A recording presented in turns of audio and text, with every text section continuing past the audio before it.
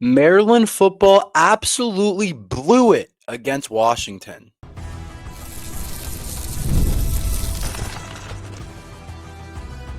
You are Locked On Terps, your daily podcast on the Maryland Terps, part of the Locked On Podcast Network. Your team every day.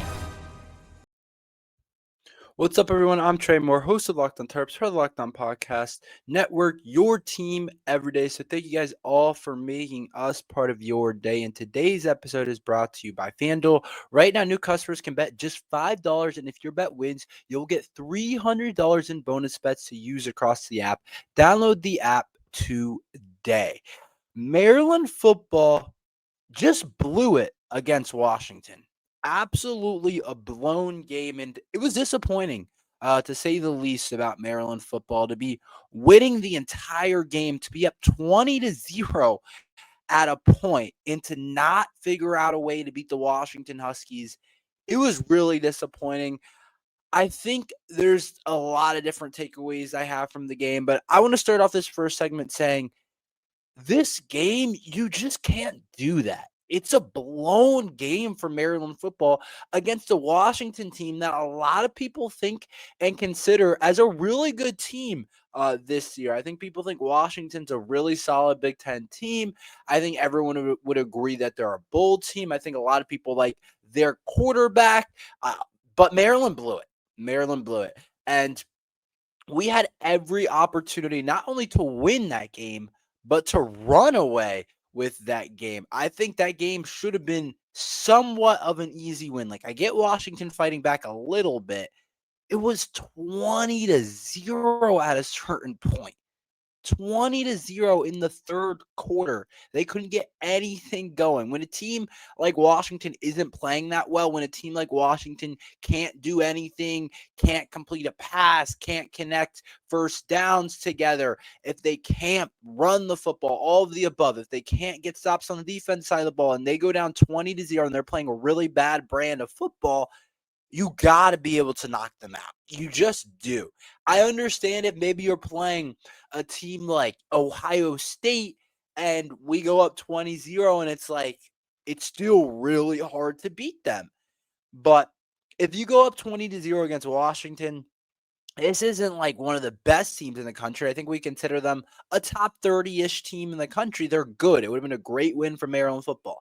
But when you go up 20-0, you just got to find a way to win that game. You just do. And there's a lot of different components to it, but I think it starts with Mike Locksley.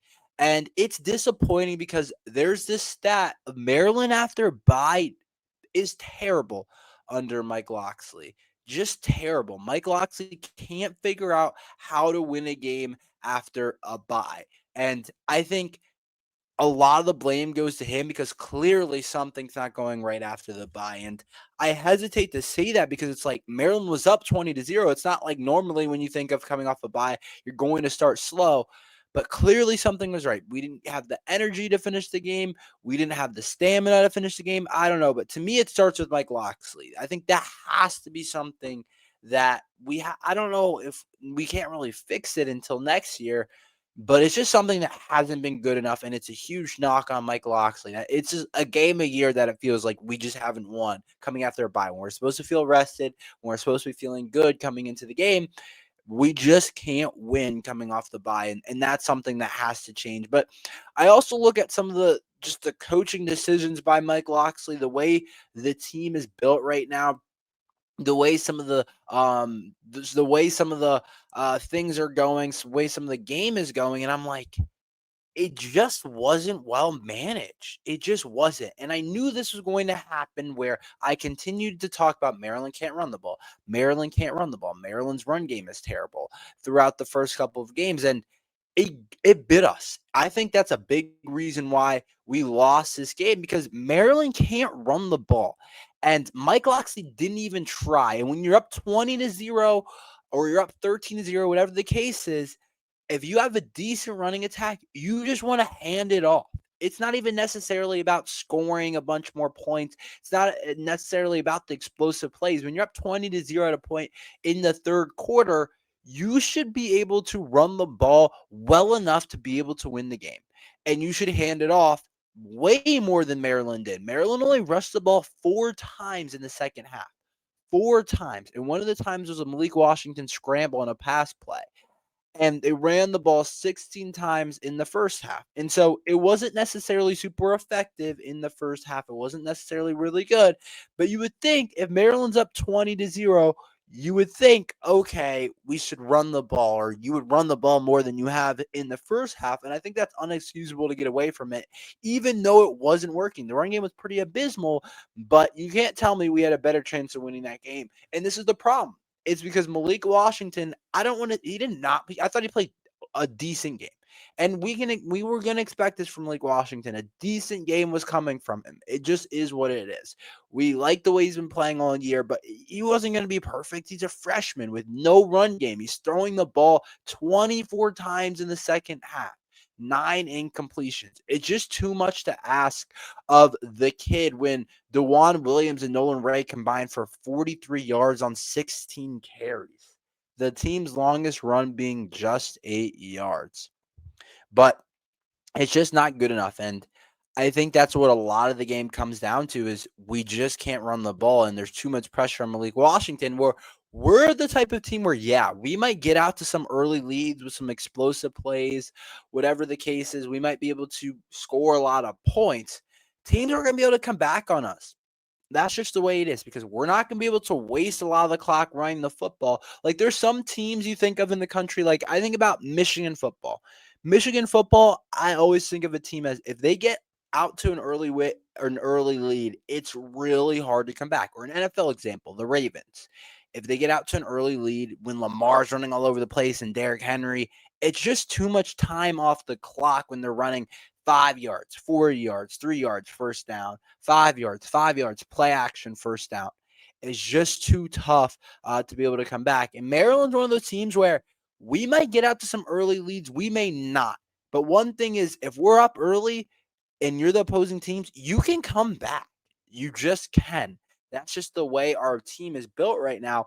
And it's also, I think, unexcusable that our defense gave up 21 points in the fourth quarter. 21 points. We couldn't get one stop, couldn't force the field, couldn't do anything to try and slow down DeJuan Williams Jr., who I thought turned it up at a really high level in the fourth quarter and kind of like got them that game and ended up having a really good statistical game. But I just think Maryland football has to be better. I think we blew that game.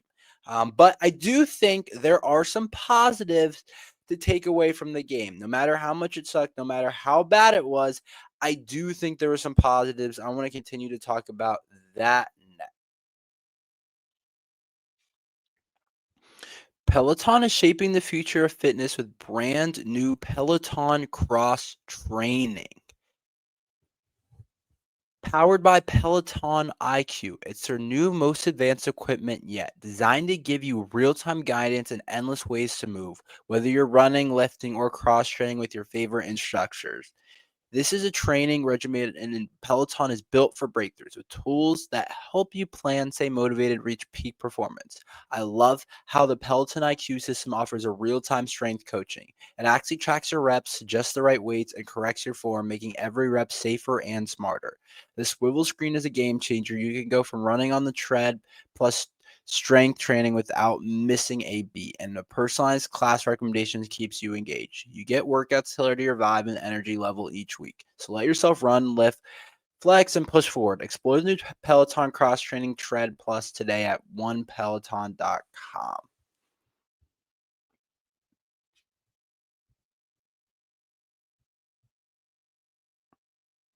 So I do want to say this.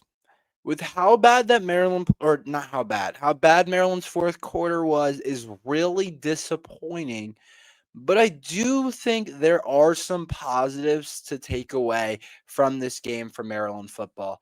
As much as it stinks to say, as much as it hurts me to be like, Maryland did things well, I do think there are some positives to take away against this Washington team.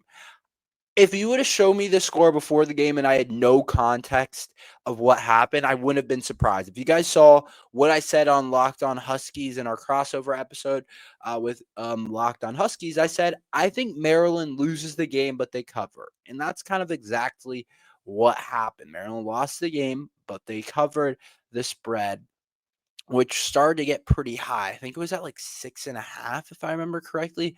So Maryland did cover the spread, and obviously you guys don't want to hear that, but I do think there's some positives. One, I just want to start off by saying Washington's a really good football team.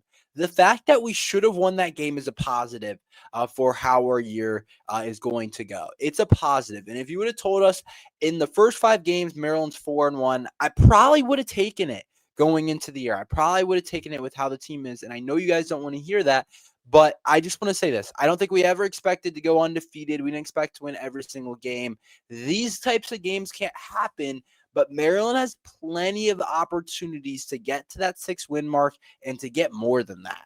I think we still have real opportunities to win games, whether it's Rutgers, UCLA, Nebraska.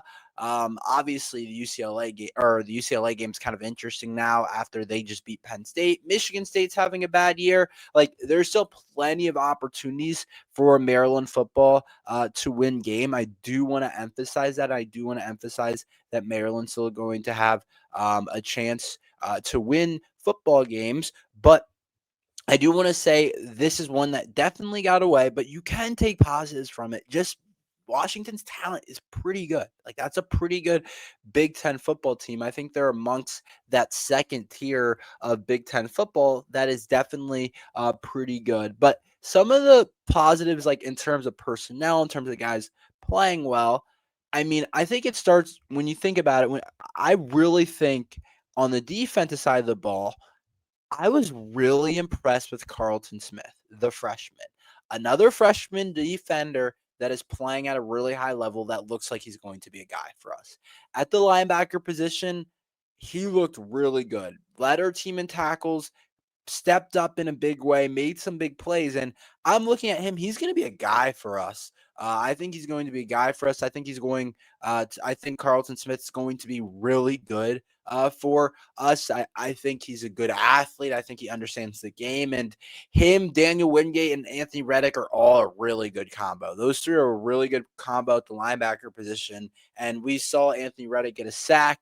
We see Daniel Wingate also have 8 tackles. Like, I think those three together are really good. And we get Anthony Reddick back, of course. We get Carlton Smith back, of course. So I think we're building something in that linebacker room. And it might be our best position group right now, honestly, on defense. I think they've done some really good stuff on the defensive side of the ball. And I think that linebacker room and the future of that, along with the freshmen, is going to be really good for Maryland football. So I was really impressed with Carlton Smith's play. I thought he played really well for Maryland football. I thought Jalen Husky played well. I thought his interception was really big early on. I was pretty happy with that.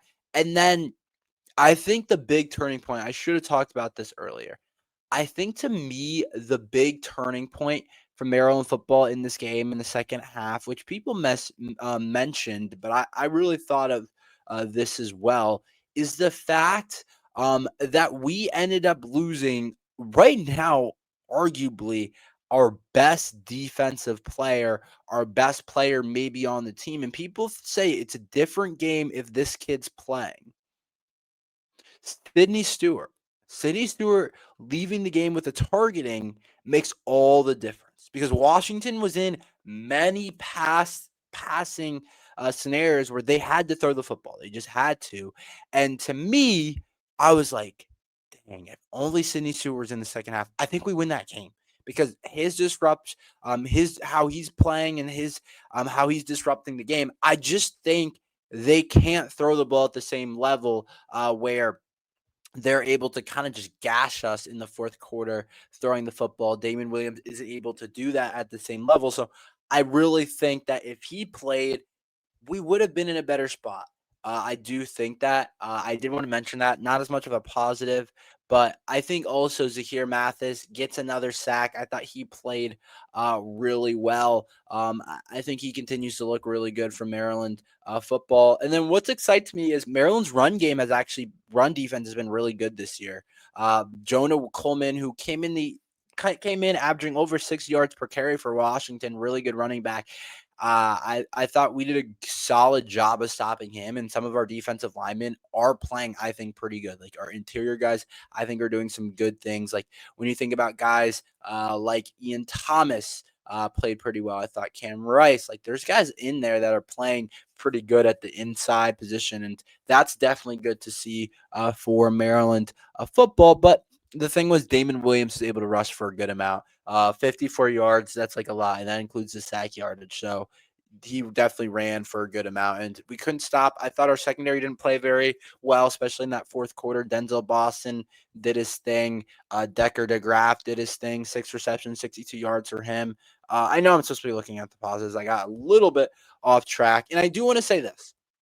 If we focus on Malik Washington for a minute, I thought Malik Washington did some good things. Like there was nothing that was like, oh, it was kind of in a performance I expected. Best defense we've played. He had some big time throws, but he also had some misses. And that's kind of what you can expect from him. And there's just too much pressure on him. I think Mike Loxley will say it first. There's just no run game. And I do take this as a positive performance from Malik because he gave us a 20-0 lead and he was playing pretty decently well. And it's like, I know it wasn't just him, but I'm like, how much more can you ask for the kid? Giving up 21 points in the fourth quarter, 3 touchdowns on all their possessions is just not going to get it done. And so to me, I was like, okay, like I understand that Malik Washington might have wanted a couple plays back, whatever the case is, but I want to be clear. I think he played pretty decently, and that's a good sign for a game where I'm like, that was a tough game at Maryland, and we're like, we still feel good about Malik Washington, even though we know he didn't have his best game. Like, if that's a bad game for him, you're going to be in a good spot as a football program. So I wanted to make sure I said that because I did think he did a lot of things really well. Let's talk about MVPs. Who did I think was the best player? Offense, defense. We'll give the overall MVP as well. More positives coming up after this.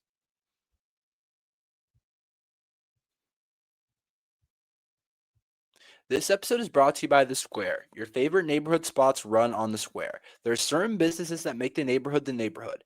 These are the places that become an extension of home. Whether it's a sports bar dedicated to your team's fan base, the spot with the best wings in town for game day, or that beloved local chain that's been rooted in your community for years. These businesses are what bring people together. And when neighborhood businesses thrive, the whole neighborhood thrives.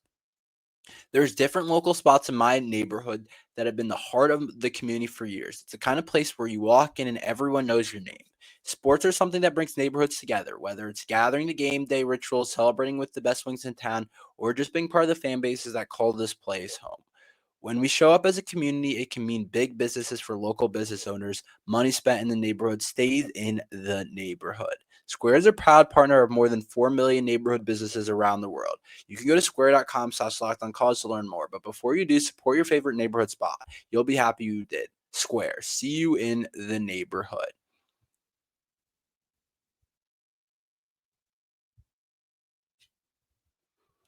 The NFL season is here, and FanDuel has an offer you don't want to miss. Right now, new customers can bet just $5, and you get $300 in bonus bets if you win. That's right. Pick a bet, put down $5, and if it hits, you'll unlock $300 in bonus bets to use across the app. I love how FanDuel gives me so many ways to play. I built parlays, tried player props, and even follow the live lines during the games. It makes watching football even more exciting when you've got a little something riding on the action. Whether you're a casual fan or diving into the stats, FanDuel makes the game day experience so much better. So what are you waiting for? Visit FanDuel.com to download the FanDuel app today and get started.